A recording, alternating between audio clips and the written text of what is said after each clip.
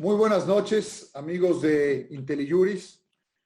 Estamos en otra edición más de nuestro programa La Democracia sobre la Mesa y con una edición de lujo.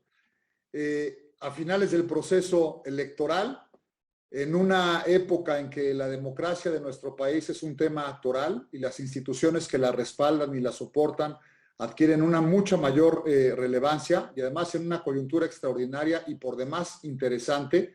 Tenemos a un invitado de lujo, como decía, al señor magistrado presidente de la Sala Superior del Tribunal Electoral del Poder Judicial de la Federación, al magistrado Reyes Rodríguez Mondragón. Querido presidente, muchísimas gracias por acompañarnos. Gracias a ti, doctor Salvador Nava. Es un gusto estar en este espacio de IntelliJuris. Ya les había yo quedado mal en alguna otra ocasión, así que espero que este sea la primera de otras por venir. Muchas gracias a ti, a tu auditorio y a todo el grupo de destacados y destacadas profesionales del derecho que integran inteligencia jurídica. Muchísimas gracias. Y además, pues no es por devolverte el cebollazo, presidente, pero justamente lo que tratamos de hacer aquí es inteligencia jurídica y quién mejor que tú para hacerlo. Déjame dar una síntesis brevísima de tu currículum, de tu hoja de vida. La mayoría de la gente lo sabe, pero creo que es importante recordar. El magistrado Reyes Rodríguez es licenciado en Derecho por el ITAM, tiene posgrados en el CIDE, en Sociología Jurídica también en Oñati, en España. Ha sido profesor de muchas instituciones, incluso dirigió la propia licenciatura en Derecho del CIDE, y es un híbrido profesional formidable del derecho público, pues ha trabajado en los tres poderes de la Unión. En el Senado de la República fue secretario técnico de la Comisión de Justicia, trabajó en Presidencia de la República, en la parte de asesoría de la Secretaría Particular, es decir, directamente en la oficina del señor Presidente de la República, y además ha trabajado en órganos constitucionales autónomos, en el Consejo Electoral del IFE, con el entonces consejero electoral Benito Nasif, estuvo en la Dirección Ejecutiva de Prerrogativas y Partidos Políticos y estuvo además también en tareas de comunicación social, es decir, me parece que conoce la problemática del derecho público por todas partes, además de que fue magistrado de la Sala Regional Monterrey y es ahora integrante de la Sala Superior que preside.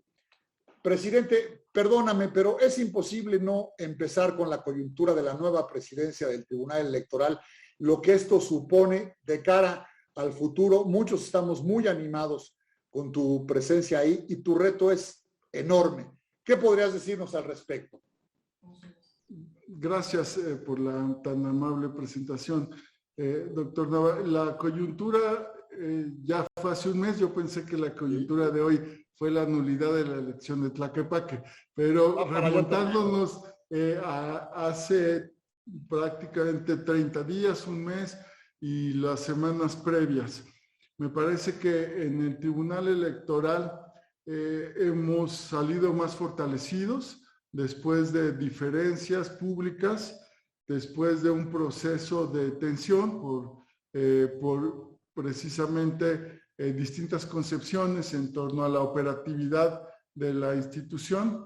Sin embargo, lo que se demostró después de semanas, días difíciles, hay que admitirlo, fue que con el diálogo, con la apertura, con un objetivo común por delante, que es el fortalecimiento del Tribunal Electoral, podemos las magistradas y los magistrados construir consensos para que esta institución le responda a la ciudadanía como lo que es un tribunal garante de los derechos político-electorales, un tribunal que resuelve controversias de los partidos políticos, de las candidaturas, que atiende los procesos electorales para legitimar resultados, ¿no? Porque un proceso electoral es algo muy complejo que va desde la organización hasta el resultado y la validación la revisión de que ese proceso y esos resultados correspondan con la legalidad, ¿no? Con la limpieza, con el apego a los principios constitucionales. Entonces, para concluir, esa coyuntura nos llevó a momentos de turbulencia, hubo que agarrar el avión, ¿no? Ponerle en un piloto que pudiera transitar. Pasamos por una etapa precisamente de una presidencia interina y llegamos al 2 de septiembre a la decisión por unanimidad en donde mis pares votan, ¿no? Depositándome su confianza y es un honor para mí representar los trabajos de esta institución, que es un órgano ante todo colegiado. Muy bien. Y además el papel, digamos, del juez constitucional en una democracia es toral, máxime cuando la propia democracia formal depende, y la democracia sustancial en muy buena medida, de las decisiones de ese órgano toral del Estado. Presidente, ¿cuál sería tu balance del proceso electoral que está por concluir en algunas entidades federativas y que ya concluyó en otras? El balance que podemos tener es el siguiente, de manera muy, digamos, generalizada. En primer lugar, fue un proceso electoral con una alta participación ciudadana. Durante todo el proceso, me parece que la sociedad estuvo atenta a la definición de candidaturas, a el establecimiento de cuotas para grupos vulnerables, las reglas de género, se implementa la paridad para la postulación en gubernaturas, precisamente la intensidad con la que trabajan las autoridades electorales, el INE, el tribunal, y en contextos de alto escrutinio y de apertura a la crítica también generó atención e interés, ¿no? Es decir, la ciudadanía demostró que está comprometida con su participación en los procesos electorales, en la jornada electoral,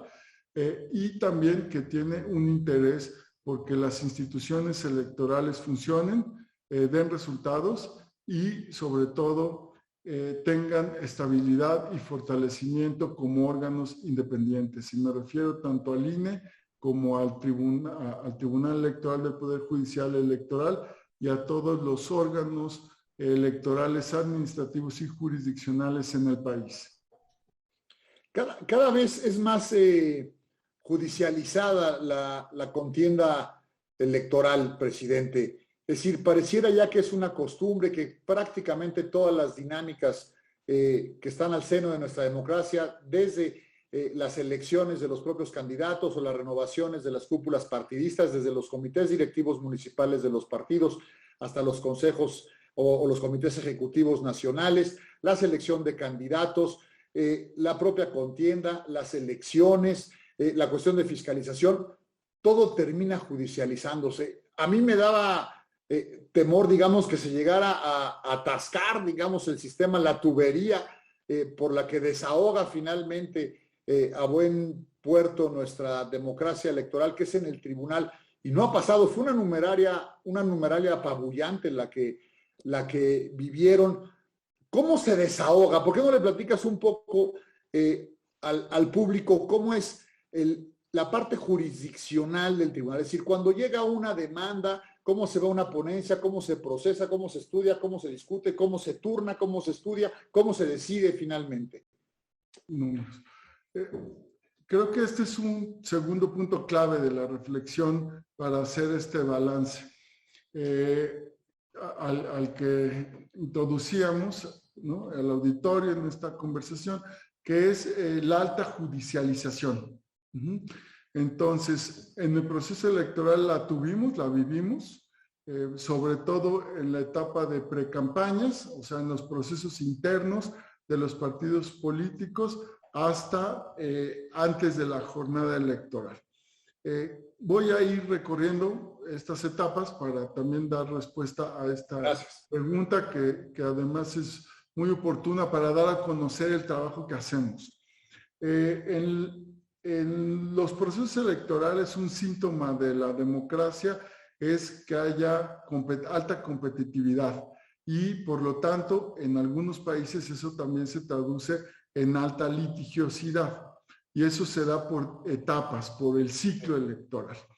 En un primer momento del ciclo, en donde tenemos la definición de procesos internos, si la competencia se va a ir destacadamente por coaliciones o por partidos en lo individual, los partidos políticos tienen que llegar a la definición de candidaturas. Y entonces ahí el tribunal, si bien tiene que respetar y actuar bajo el principio de autodeterminación de los partidos políticos para definir esas candidaturas, resuelve aquellos procesos de disputa, ¿no? De conflicto interno a los partidos que no pueden ser, que no encuentran canales de respuesta en los órganos intrapartidistas de justicia, digamos, o de justicia partidista. Tienen la garantía, las militantes, las candidaturas, de si no están de acuerdo con las decisiones de sus órganos internos de justicia partidista, presentar impugnaciones, ¿no? Que pueden ser resueltas ya sea por las salas regionales. El tribunal tiene 5 salas regionales que atienden conflictos a niveles estatales y la sala superior a nivel nacional. Definidos los procesos de campaña, de candidaturas, perdón, y que se dan en todos los niveles, desde las presidencias municipales hasta en este proceso electoral las diputaciones federales, pasamos luego al registro de candidaturas. Y respecto del registro de candidaturas, la sala superior confirmó, en términos también, digo, muy generales, 2 decisiones del Instituto Nacional Electoral que fueron clave para este proceso. Una es la paridad en la postulación de mujeres y hombres a los ejecutivos estatales. Tuvieron que presentar por coalición o partido político al menos 7 mujeres candidatas a gobernadoras y 8 hombres. Cumplieron todos los partidos, hay que decirlo. Y eso se tradujo en el triunfo de 6 gubernaturas que van a encabezar mujeres. Sí, recuerdo bien, son 6. Y bueno, también el INE y el Tribunal Electoral conformaron la obligación de cuotas para grupos en situación de discriminación, grupos vulnerables, como son las cuotas bajo el principio de representación proporcional, es decir, la lista que postulan cada partido político para diputaciones federales que se distribuyen en 5 circunscripciones. Cada circunscripción tiene una lista de 40. Ahí en los 10 primeros lugares se tenía que registrar cuotas que cubrieran a migrantes, afromexicanos, afromexicanas, personas de la comunidad de la diversidad sexual y indígenas y personas con discapacidad. Entonces, eso generó después un alto grado de litigiosidad entre los partidos políticos. Se denunciaron si se cumplían o no con las cuotas, o aspirantes a candidaturas, militantes de partidos que cuestionaban también o pretendían argumentar que tenían mejor derecho a ser postulados. Eso también nos llevó a resolver distintos conflictos. Todo esto a través de el juicio, preponderantemente del juicio ciudadano, o el JDC, o juicio para la protección de los derechos políticos electorales. Corrijo, Salvador, fueron 7 mujeres, ¿no? Las que alcanzaron triunfos a nivel gubernaturas, creo que dije 6. Y bueno, una vez definidas las candidaturas, en ese ciclo electoral inician las campañas. Y las campañas se dieron en un contexto de pandemia, ¿no? Inusual. Por lo tanto, su intensidad fue básicamente en Internet. en algún tipo de foros, espacios, y sobre todo se vio marcada por las coaliciones que compitieron. Unas campañas que resultaron, ¿no? Ciertamente también litigiosas. El Tribunal Electoral sobre todo tuvo que confirmar también decisiones del INE en las que por primera vez se cancelan o se niega el registro de candidaturas a 2 gubernaturas, en el caso de Michoacán y en el caso de Guerrero. ¿Por qué? Porque no cumplieron con una obligación fundamental de la competencia electoral, es presentar sus reportes de gastos y de ingresos de las precampañas, ¿no? Habiendo sido definidas como precandidaturas. No fueron las únicas, las gubernaturas, también hubo diputaciones federales y otros cargos públicos en donde el Instituto Nacional canceló el registro o negó el registro, y esto fue confirmado por instancias de salas regionales o por la sala superior. Y llegamos al momento cúspide, ¿no? La jornada electoral. Y previo a la jornada electoral están los días de reflexión, los días de veda.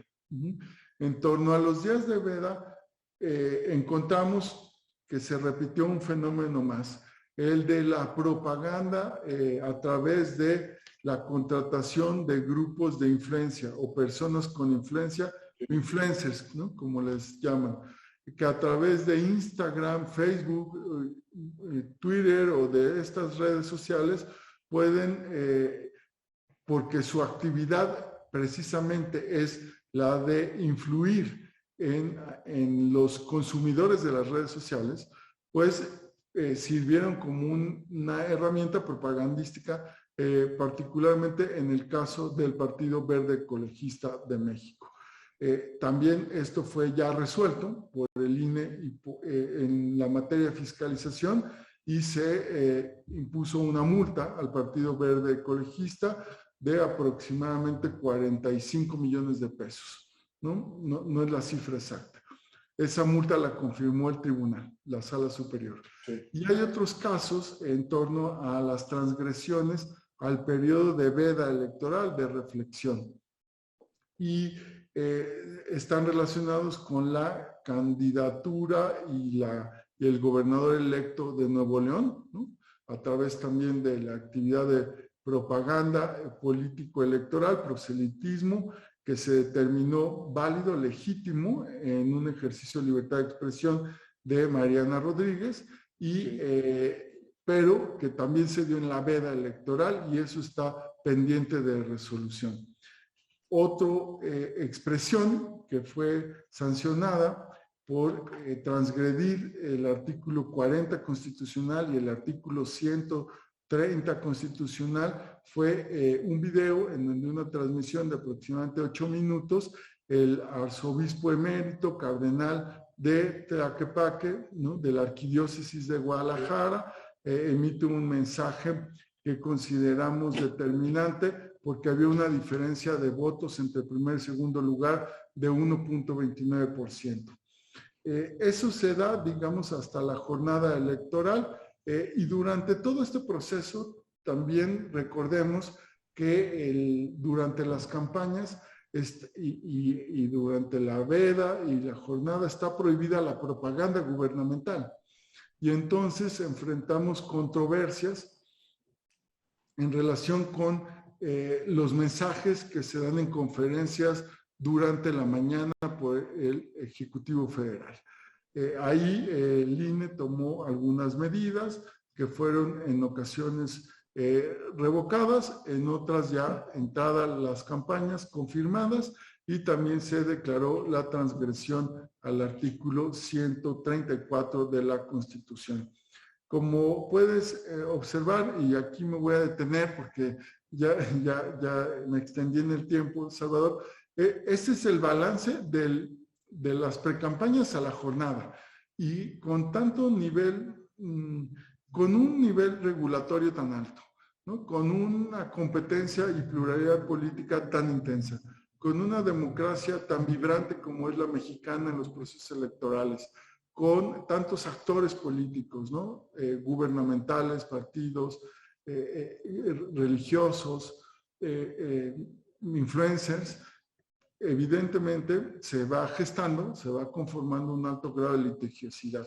¿Cuál es la buena noticia? Uno, que el Tribunal Electoral, a pesar de las turbulencias, ¿no? A pesar de la coyuntura a la que nos referíamos al inicio del programa, logró resolver hasta ahora, bueno, todas las impugnaciones en tiempo y forma. Durante este proceso electoral se han resuelto aproximadamente 14,423 juicios. 14,423. Así es, ese número es, la mayor parte se da durante el proceso electoral y hasta la jornada.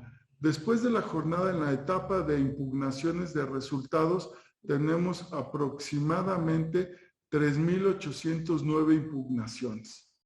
Hasta hoy, digamos, hasta esta semana, sin considerar que mañana sesionamos y que las salas regionales están resolviendo en estos días.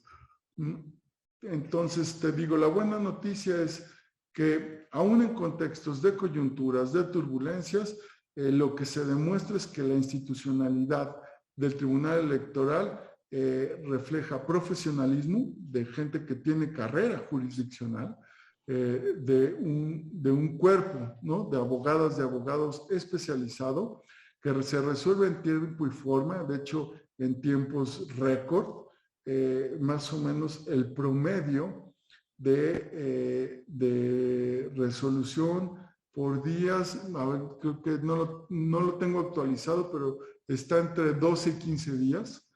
Tendría que actualizarlo. Y la otra buena noticia es que los actores políticos, los partidos, las candidaturas, la ciudadanía, confía en las instituciones, en el Tribunal Electoral, en los tribunales locales. ¿Por qué digo que confía? Porque acuden a resolver sus controversias por las vías institucionales, apegándose a los procesos jurisdiccionales y acatando las sentencias. Sí, sí lo es. Es impresionante, son 18,230 y tantos asuntos los que han resuelto tan solo en el proceso. El JDC sigue siendo el juicio más solicitado, entiendo, y la parte de los procesos internos de los partidos políticos, la más controvertida o judicializada. ¿Tú qué recomendarías, presidente? ¿Cuál crees que es la falla de los partidos? Porque para mí es una falla el hecho de que generen tantos litigios o tantas controversias alrededor o al seno de sus propias dinámicas. ¿Tú qué podrías sugerir, digamos, o cuál crees que es el punto crítico ahí? El punto crítico de los partidos políticos, Salvador, podría ser la democracia interna. O sea, los procesos que tienen para deliberar sus decisiones, ¿no? Que van desde la integración de órganos, definición de candidaturas y resolución de sus conflictos. Me parece que en términos de democracia interna y de los estándares que tienen para la selección de candidaturas, hemos estado como en un péndulo, ¿no? Sí. Al principio había mucha libertad, mucha discrecionalidad. Recordarás hace 20 años, ¿no? 25 años, en donde apenas se le daba forma a las reglas de la democracia interna partidista. El tribunal tuvo una aportación importante. Después se dan las reformas de 2006, 2007, se incluyen parámetros de lo que es la vida interna. En el 14, un diseño de justicia intrapartidista. A ti te tocó vivir ese periodo, entonces ahí fue más o menos de cierta estabilización. Y después viene de alguna manera aparentemente a agotarse ese modelo por tanta actividad, ¿no? al interior de los partidos, diferencias, procesar intereses de distintos grupos, ¿no? Creo que la democracia interna de los partidos políticos es el tema. Sí, coincido contigo. Presidente, tú has tenido una experiencia laboral interesantísima porque has sido un jugador, digamos, de nuestra democracia al seno de las dinámicas parlamentarias, digamos, en todo lo que supone la deliberación partidista para la toma de decisiones de Estado. Has estado como un asesor de primera línea en la conducción de política del Estado desde el Ejecutivo Federal. Has sido asesor también de un consejero electoral, es decir, la parte de la organización de nuestra democracia electoral. Has hecho federalismo porque fuiste, aunque magistrado federal de la Sala Regional Monterrey, bueno, es decir, viviste el pulso, digamos, de la problemática democrática local y ahora, desde la cúspide del Poder Judicial, digamos, viendo el todo de las problemáticas por su gravedad, por competencia y demás. Dos preguntas, presidente, alrededor de esto. ¿Cómo evaluarías la calidad de nuestra democracia y cuál crees que es la problemática más grave de nuestra democracia?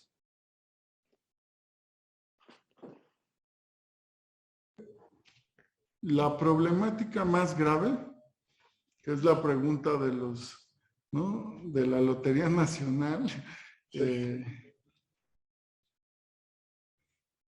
la problemática más grave, diría yo que en términos de una constante es la desconfianza, ¿no?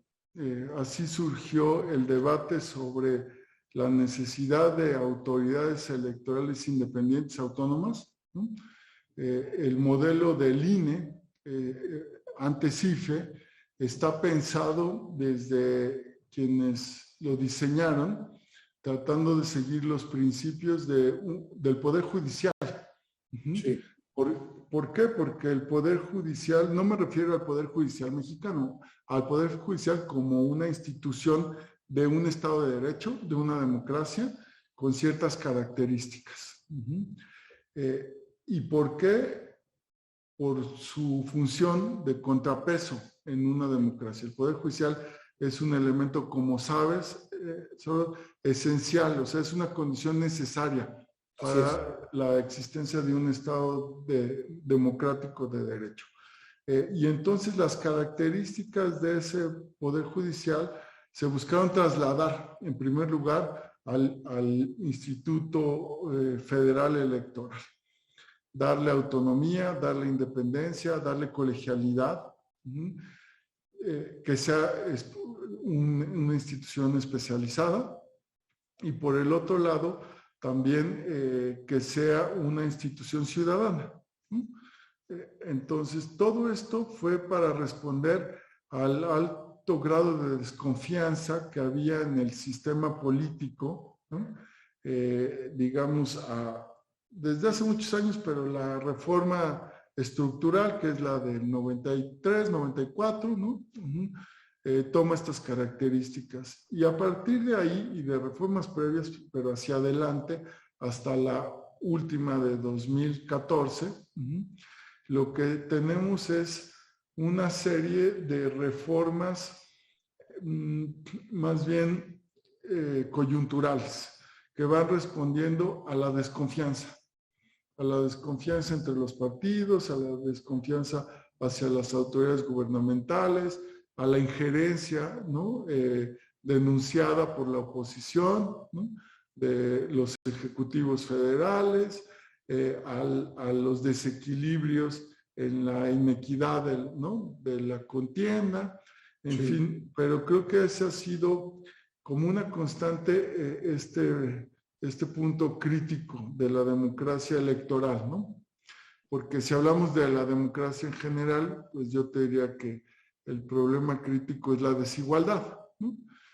O sea, la desigualdad estructural que hay en este país en términos económicos, en términos de derechos políticos, ¿no?, del ejercicio de la participación electoral, en fin. O sea, hay una desigualdad estructural en muchos ámbitos.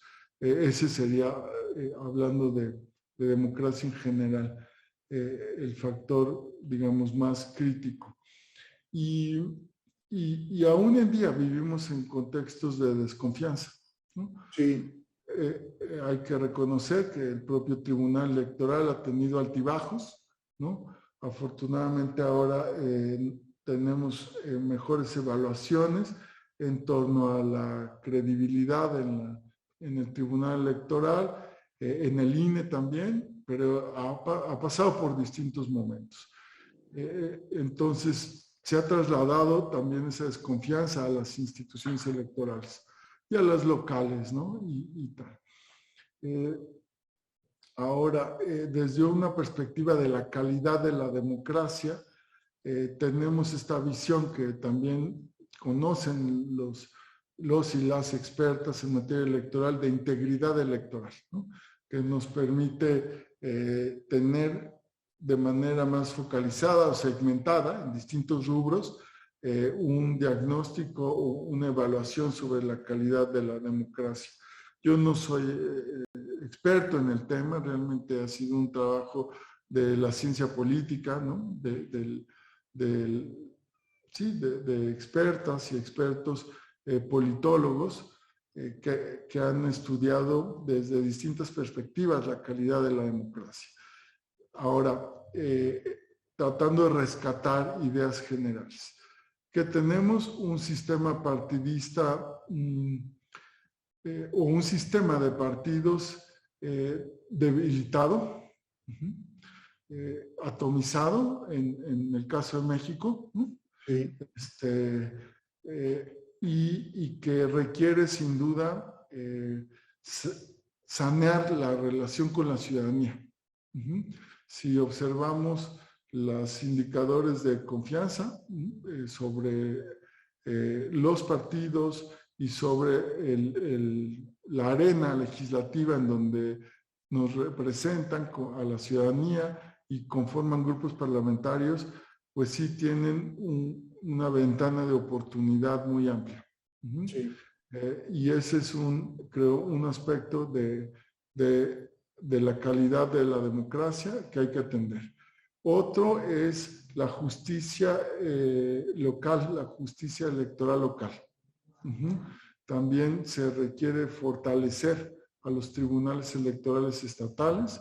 En general, la administración de elecciones a nivel local requiere una buena dosis de independencia, de suficiencia presupuestal para ejercer y tomar decisiones con plena autonomía, ¿no? Entonces, creo que ahí hay otro rubro. Otro tiene que ver con el financiamiento de las campañas, el financiamiento de los partidos políticos. Tenemos, por un lado, un sistema, y ahí, digamos, creo que está muy bien evaluado, México, un sistema de fiscalización muy robusto, ¿no? Palomeado, en donde en términos de integridad electoral es reconocido mundialmente. Pero por otro lado, el sistema de financiamiento, que si bien existe para generar condiciones de equidad, no ha logrado desincentivar malas prácticas de financiamiento. Mucho se habla, pues, del dinero bajo la mesa, ¿no? Aquel que no se ve, pero que se percibe, ¿no? Que circula, sobre todo durante las campañas. Y me parece que ahí sí hay también una ventana de oportunidad, o ahí la calidad de la democracia está flaqueando, ¿no? Difícil siempre la relación entre dinero y política, ¿no? Claro. Y por último, yo señalaría, Salvador, para cumplir un poco en esta lógica de la calidad democrática, que el apoyo a la democracia en México, según Latinobarómetro, en 2018 es aproximadamente del 38%. Vamos, no es bajo, pero sí está entre los niveles más bajos que vamos a encontrar en América. Y creo que ahí está un indicador sobre la calidad en general de la democracia, en donde pues tenemos mucho trabajo por delante. Ahora, hay que decir algo, cuando hablamos de calidad de la democracia o de apoyo a la democracia, como lo mide Latinobarómetro, estamos refiriéndonos a las instituciones y a todos los procesos de la democracia. no solo a lo electoral, ¿no? Y creo que ahí el gran reto y que se comparte, creo, en la discusión pública es que las instituciones de la democracia, los procesos de la democracia no han dado el resultado esperado por la ciudadanía para reducir la pobreza, ¿no? Para combatir la desigualdad, ¿no? Para generar condiciones de ejercicio de derechos, de acceso a la justicia, que sean deseables, ¿no? Y bueno, ya habrá un rubro muy amplio de políticas públicas en donde la gente espera un mejor resultado. Decías que no eres experto, que es una cuestión de los politólogos. Yo difiero de ti y me parece que al menos, por ejemplo, tus estudios en el Instituto Internacional de Sociología Jurídica, pues tienen varios puntos en común de diálogo directo, digamos, con los politólogos, y eso te permite tener una cosmovisión que a su vez traduces, digamos, ¿no?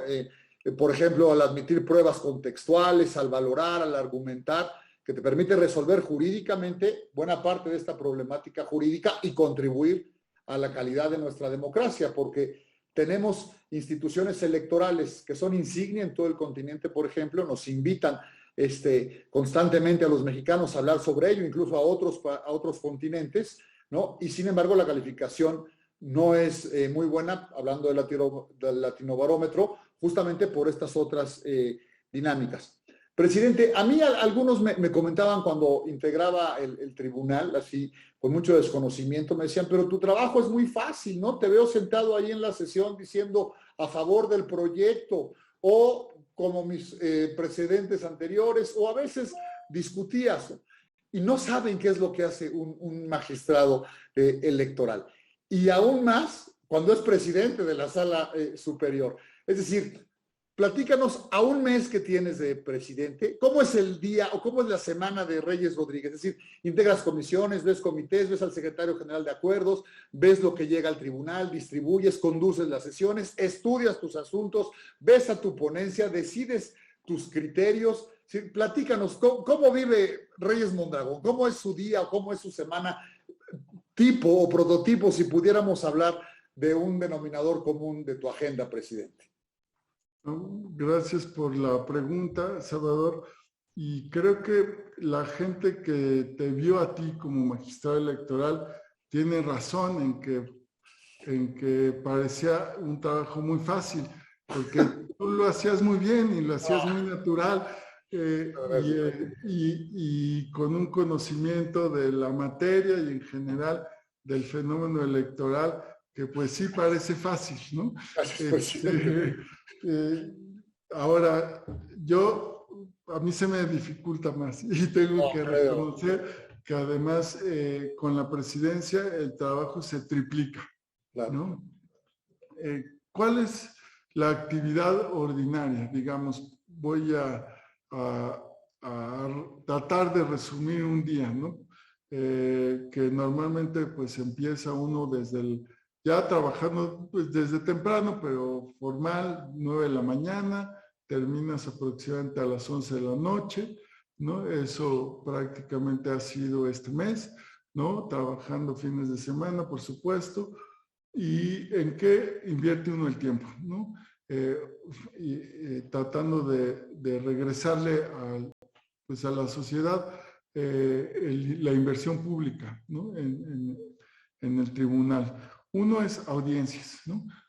Últimamente no he podido atender todas las audiencias, una disculpa porque yo sé que a través de las videoconferencias, tradicionalmente yo atendía casi siempre audiencias presencialmente y ahora se ha reducido mi margen de disponibilidad, pero trato de atender audiencias, entonces las recibo a las partes, a los abogados, abogadas, en fin, a los candidatos o partidos, las comunico a través de Twitter y generalmente mis pares también comunican sus audiencias en la agenda pública del tribunal. La gente puede revisar en la página de internet la agenda pública de las y los magistrados y el registro que lleve cada uno.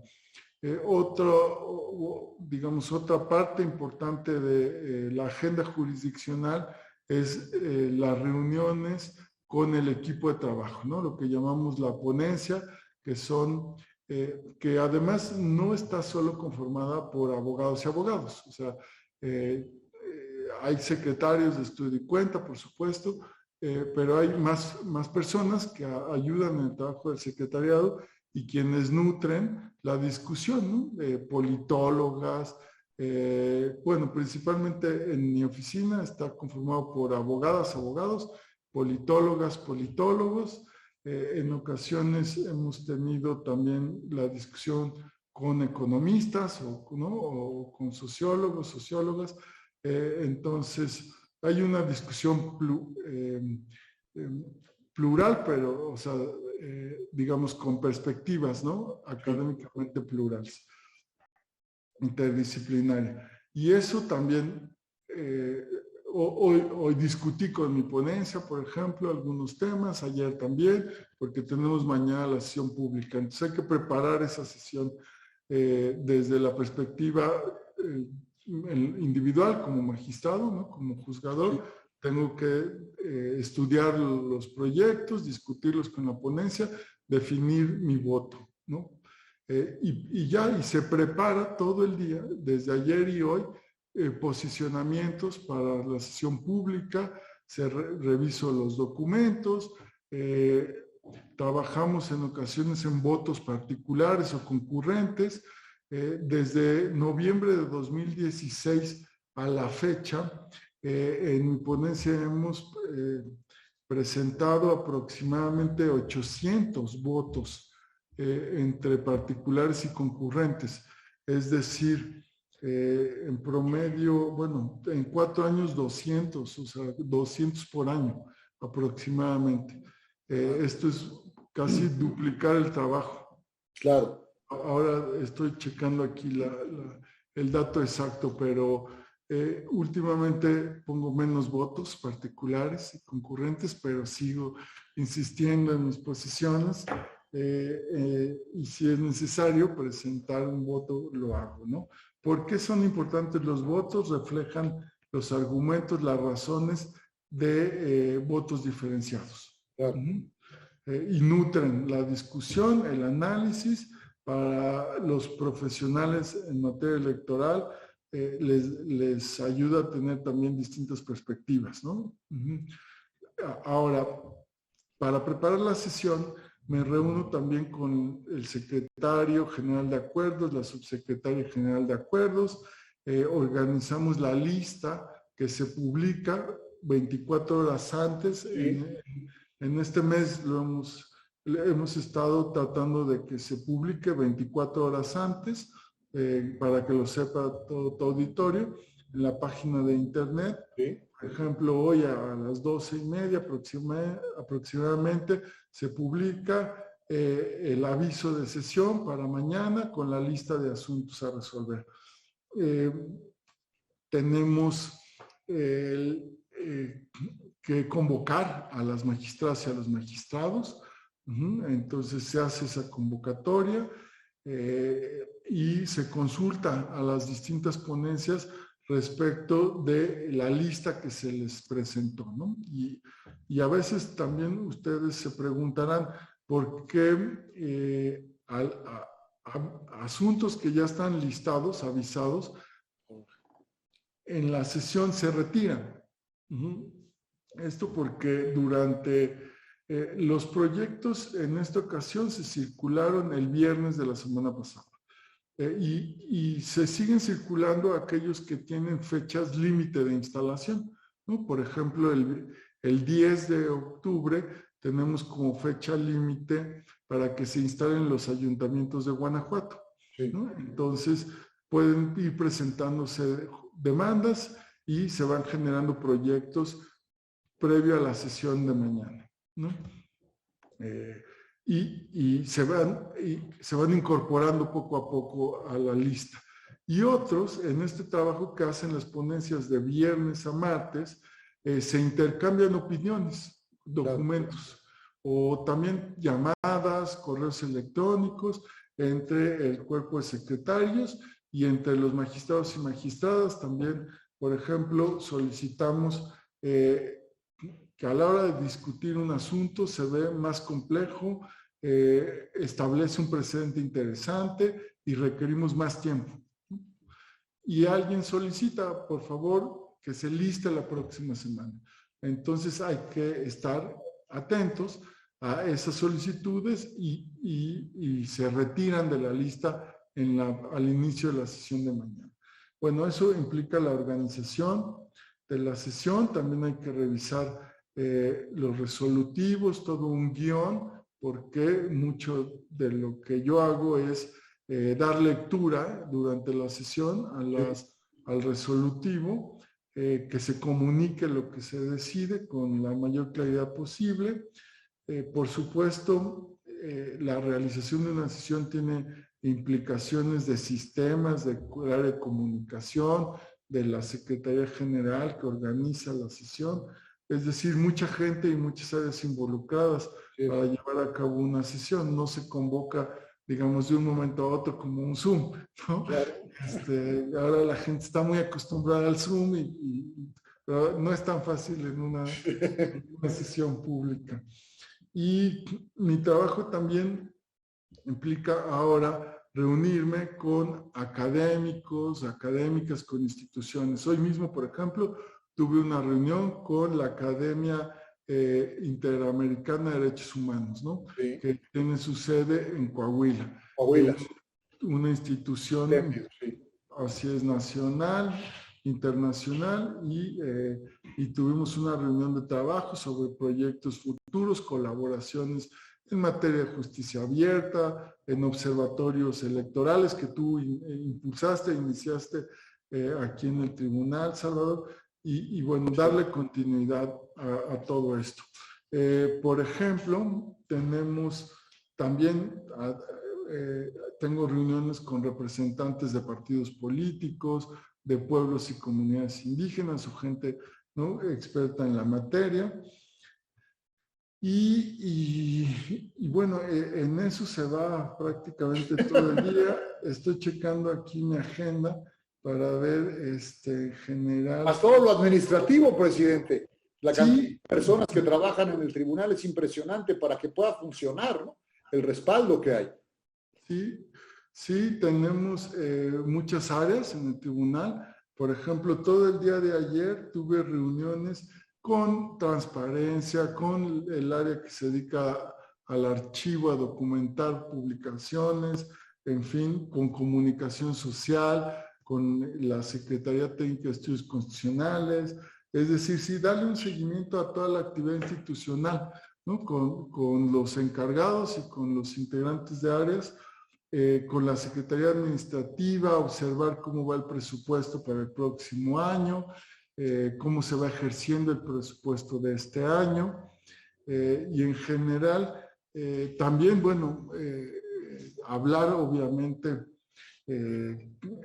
pues con medios de comunicación, ¿no?, atender, bueno, en este caso es un medio de comunicación porque estamos a través de un auditorio, pero bueno, tú eres un experto, un académico, un profesional del derecho, y hay otros foros, ¿no?, que atender entrevistas, ¿no? Claro.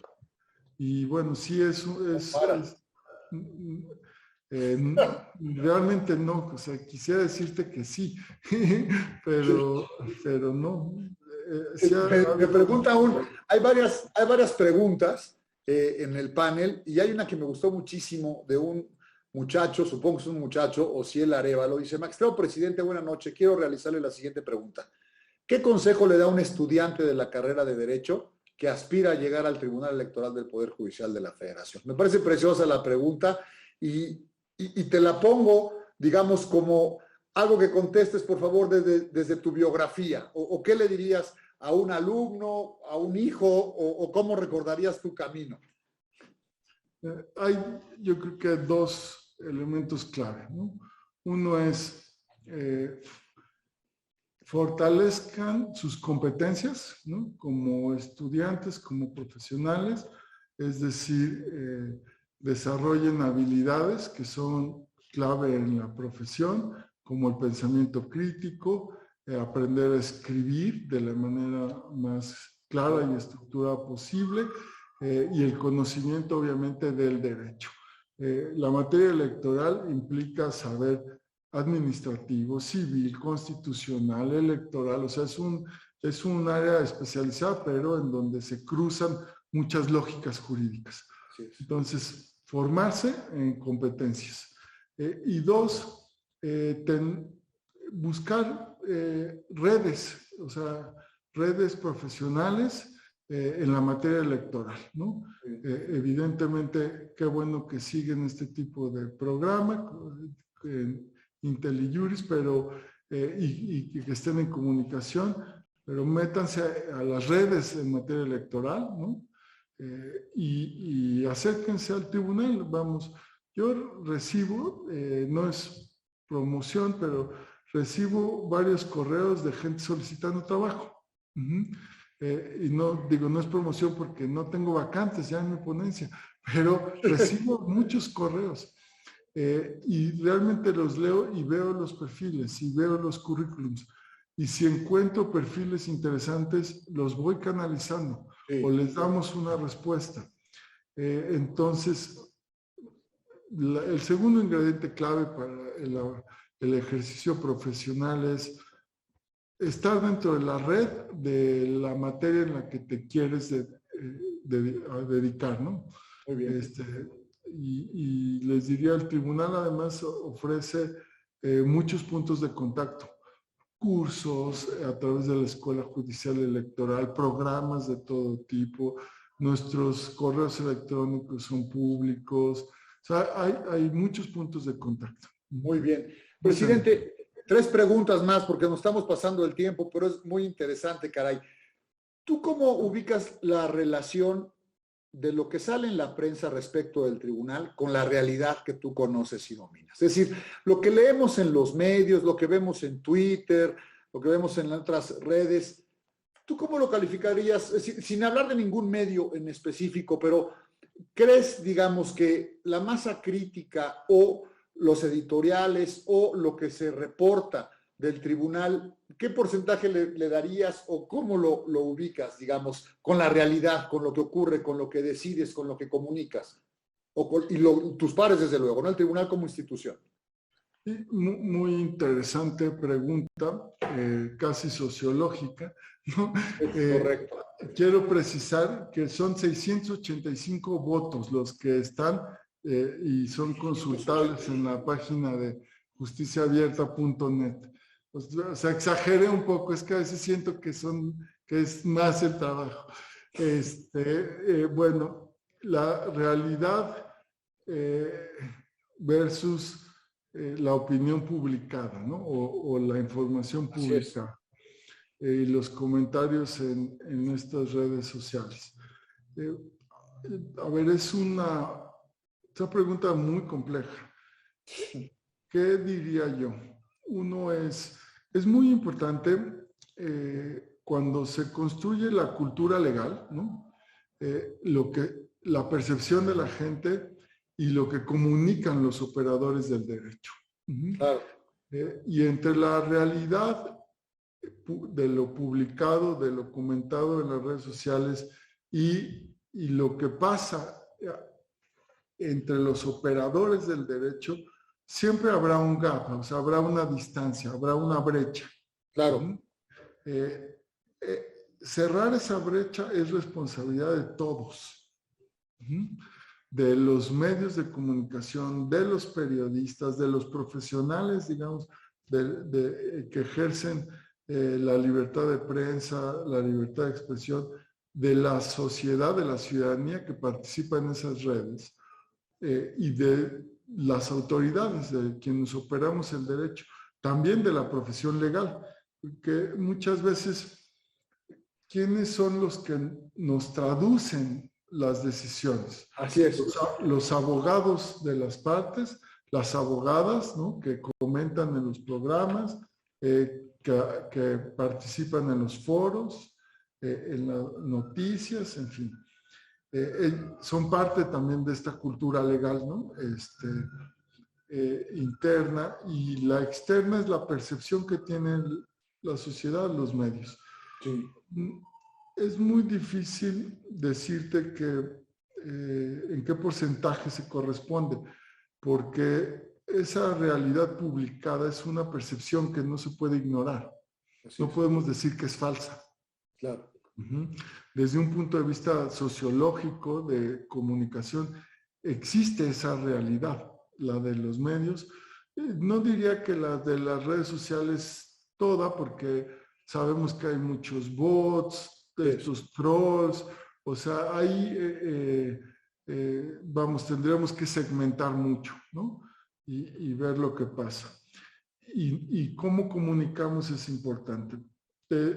Un dato, muchas de las decisiones a veces se comunican de manera parcial por los actores que ganan o pierden. Así es. Juez justo cuando gano, juez injusto cuando pierdo, ¿no?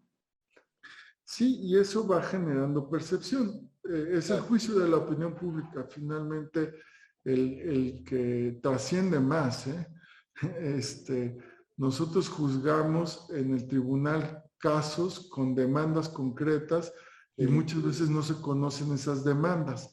Entonces, ¿creen que podemos resolver cualquier cosa? No, de entrada solo podemos resolver lo que se nos presenta como litigio. Y dos, las demandas nos ponen los límites, los marcos y los márgenes de la decisión. Pero explicar eso es complejo. Tenemos un reto, porque no creo que se refleje lo mejor de nuestra función, de nuestra tarea y de la mejor manera. La responsabilidad también está en la institución, en quienes somos parte de ella. Estamos trabajando por acercarnos a periodistas a través de talleres, cursos, diplomados, siempre, constantemente, y de proveerles también información con mayor oportunidad, información más digerible, creo que lo clave es que se interesen por la materia electoral, ¿no? A veces tú sabes que hay ciertas ideas sobre la comunicación y una de la cual pues parece que es clave es que se hable del tribunal, o sea, ¿no? Claro. Esperamos que ahora también se hable con mayor información y con juicios pues ponderados, ¿no? Con todas las variables, pero es toda una pregunta, la verdad.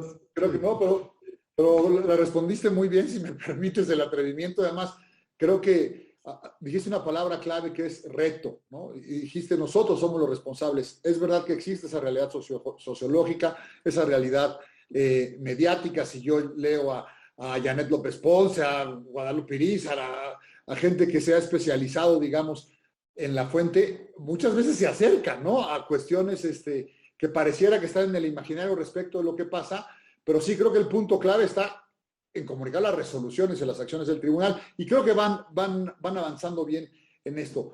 Dos preguntas para terminar, presidente, si me permites, y creo que están ligadas. Una es externa y otra depende directamente de ustedes bajo tu liderazgo. Uno, la reforma electoral. No sé si se dé o no.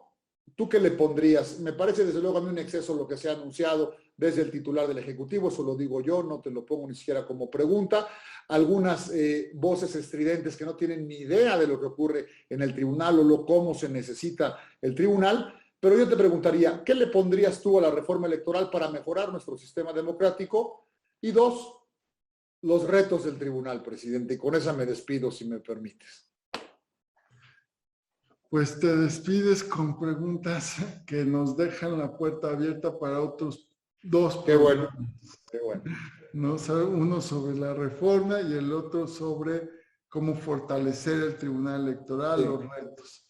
Quizá los puntos clave y otro día, si me permite, seguimos platicando. Sí. Y te diría, reforma electoral habrá. ¿Cuándo? No sabemos, depende del Poder Legislativo. Habrá en 2022, 2023 o 2024 o 2025. Pero estoy seguro que en en los próximos 4 años habrá alguna reforma electoral, sí. Los tiempos los marca el legislativo, que es el órgano con facultades para ello, ¿sí? Yo no quisiera ahondar mucho sobre qué le pondría yo a una reforma electoral, porque mi función, pues, de juez me obliga a tener cierta autorrestricción en el tema, ¿no? Pero voy a responder, no voy a evadir. O sea, Gracias. diría, aunque general, hay que fortalecer a las instituciones electorales. Sí. ¿Por qué? Porque si bien la calidad de la democracia en México tiene un nivel medio de avances, hay aspectos importantes en democracia o en democratización de las instituciones y fortalecimiento de las instituciones electorales. Y entonces ahí no puede haber reversa, porque ahí están los avances. Entonces hay que seguir en esa ruta de fortalecer las instituciones electorales, ¿no? Federales y locales. Sí. Dos, pensaría en qué medida y bajo qué condiciones una reforma política electoral puede contribuir a los índices de desarrollo democrático. Y eso quizá implique por cuestionarnos si el sistema político que tenemos es el que logra los mejores arreglos para las decisiones en materia de democracia social, de democracia económica, de derechos civiles, de derechos humanos, es decir, para atender aquello en donde hay déficit, ¿no? Y entonces, yo sí pensaría que algo que hay que poner en el debate es si es el sistema presidencial, como tenemos, con este diseño de contrapesos de las cámaras y de organismos, digamos, autónomos, como tenemos, el que mejor contribuye a eso. Muy bien. Porque la reforma político-electoral no se reduce al electoral. Claro. Yo observaría si las instituciones, ¿no? O cómo fortalecer también instituciones como la Comisión Nacional de Derechos Humanos, los organismos reguladores, el INAI, por ejemplo. O sea, vamos, tú participaste en la génesis de estas instituciones de transparencia, datos personales y demás, que pues se traducen en desarrollo democrático, por supuesto. Entonces, yo pondré este punto. Nuestro arreglo político, nuestro sistema político, ¿bajo qué condiciones puede permitir que todas esas instituciones y las políticas públicas se traduzcan en mejores consensos de los partidos, de los grupos parlamentarios, del Ejecutivo, en desarrollo de democracia social, económica y libertades, ¿no? Qué bien. Tercero, pensaría que así de manera estructural tendríamos que ver en qué puntos se requiere mayor certeza o certidumbre, seguridad jurídica, ¿no? En qué puntos de discusión de la competencia electoral, ¿no? Bueno, tenemos un modelo de Estado paritario, hagámoslo, ¿no? Démosle las reglas que le den certeza a todos los partidos políticos sobre cómo cumplir con las obligaciones en un modelo de Estado paritario, ¿no? De participación política. Tenemos un Estado laico, una república laica, pues definamos, porque también tenemos un derecho a la libertad religiosa y muchas iglesias. Definamos con mayor claridad los alcances de sus libertades de expresión, participación, ¿no? Porque tenemos principios, pero eso hay que irlo acotando. O sea, ¿qué más requiere certeza para los partidos políticos? Yo diría, esa sería la pregunta y pensaría, bueno, si el sistema que tenemos es de partidos y uno de los fines de la institucionalidad electoral es fortalecer el sistema de partidos, preguntaría yo, ¿qué les da más certeza para cumplir además los fines al ser vehículos de la participación ciudadana? Y aquí abriría el cuarto punto. ¿Cómo generar un balance entre democracia representativa y democracia participativa? Claro. O sea, no puede, nuestro modelo es de democracia representativa y los ejercicios de democracia participativa son incipientes, se están diseñando, conformando algunos. ¿Cómo ir hacia el equilibrio? No puede predominar la democracia participativa de un día a otro, ¿no? Y la democracia representativa tiene que ser eficaz, ¿no? Claro, generar mayor satisfacción para que subamos en este porcentaje de aceptación de la democracia. Y por último, el último punto que yo pondría en la mesa de discusión. La equidad de la contienda visto desde tres ángulos. Desde los recursos públicos, ¿no? Si el modelo de propaganda gubernamental, de programas sociales que hay, es el que se quiere para el futuro, ¿no? ¿Sí? Recursos públicos, acceso a la radio y la televisión, ¿no? Y financiamiento público, ¿no? Y financiamiento privado de los partidos. Claramente, estos tres ejes, recursos públicos, entendidos como o relacionados con los principios de neutralidad, imparcialidad, con gasto público, etcétera, y acceso a radio y televisión son claves. Han tenido algunos ajustes. Recordarás que se redujeron los tiempos de Estado porque se redujeron los tiempos fiscales. Es correcto. Han sido motivo de discusión, que si se pueden usar tarjetas, ¿no? En las campañas, en fin, que hasta dónde la intervención del Ejecutivo federal, estatal, municipal, hasta dónde los legisladores, ¿no? Sus márgenes.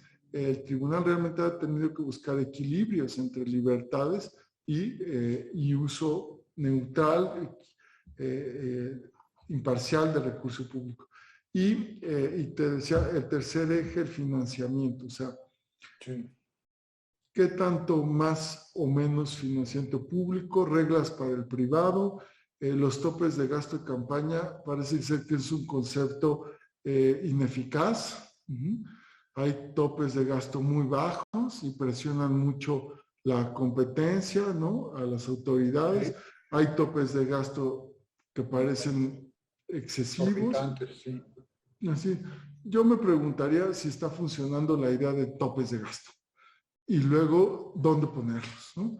Y el financiamiento, si se busca mayor equidad desde el público, pero parece que no, porque un objetivo es reducir el costo en general, ¿no? De la democracia electoral.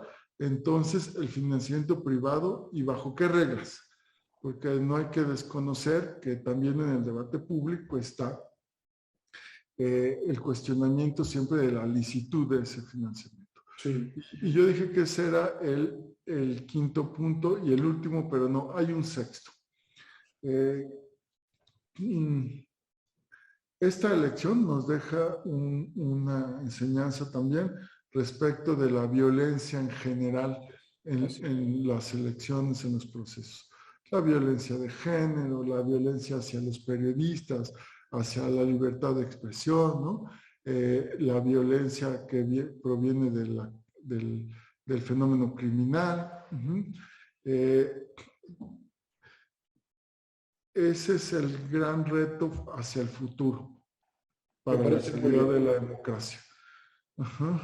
Creo que con todo lo que dijiste, con todo lo que explicaste del tribunal, ustedes se plantean esa problemática, la viven a diario, de sentencia en sentencia, de demanda en demanda, de problemática en problemática, pero tienen una visión muy amplia y creo que con tu conducción están ahí puestos los retos, presidente, para ir hacia allá, porque no solo se modifica el estado de las cosas a partir de las normas y de la Constitución, sino también se integra por vía de jurisprudencia, se rellenan las normas, como dicen los alemanes, y creo que lo están haciendo muy bien. Presidente, me pareces en lo personal, perdóname el atrevimiento, un tipo brillante, un tipo humilde, generoso, como todos los grandes, presidente. Creo que tenemos presidente, tenemos tribunal, tenemos futuro. Ha sido un placer enorme tenerte aquí. Gracias por la generosidad de tu tiempo. Sabemos cómo está tu agenda, además de que nos los explicaste, y ojalá que te podamos tener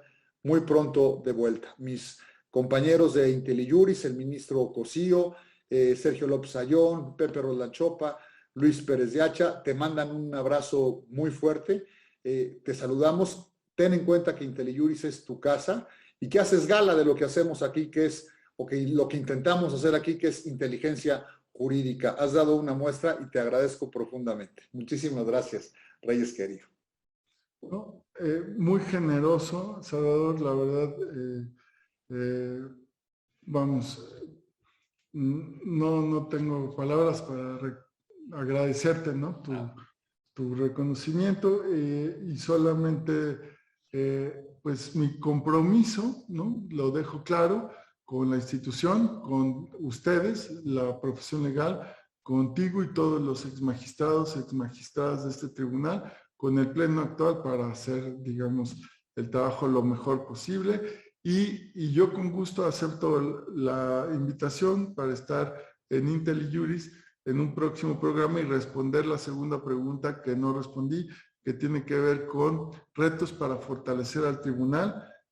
Y seguro próximamente estarán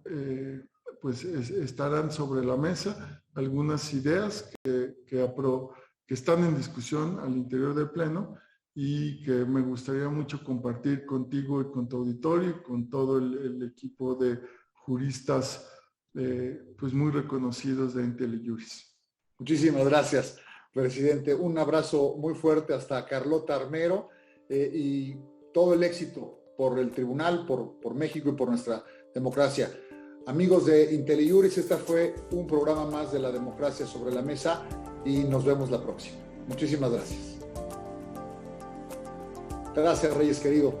Te lo aprecio. Gracias, un abrazo. Te abrazo muy fuerte. Mucho éxito, ¿eh? Eres muy generoso. Gracias, de verdad.